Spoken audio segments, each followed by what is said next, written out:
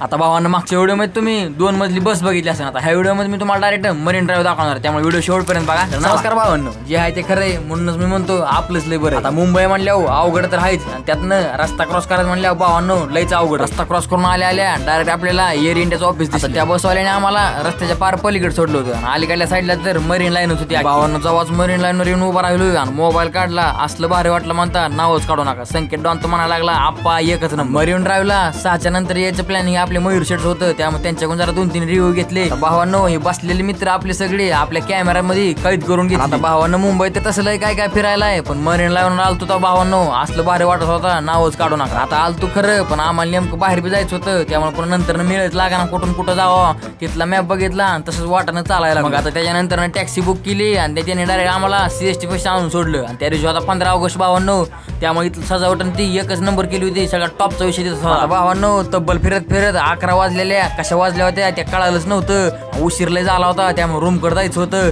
आणि जाऊन जेवण करायचं होतं. मस्तपैकी रूम दिसली चालला. या बसनी मग कशी गेलता तीच बस आम्हाला मस्तपैकी दिसली. नंतर ना काय CST पैसे आलो, इथलं वातावरण एकच नंबर होतं. मस्तपैकी यांनी पोरांनी तिकीट काढली. भावांना व्हिडिओ आवडला असला तर आपल्या व्हिडिओ लाईक आणि आपल्या अकाउंटला फॉलो करून घ्या. मग लावा ताकद.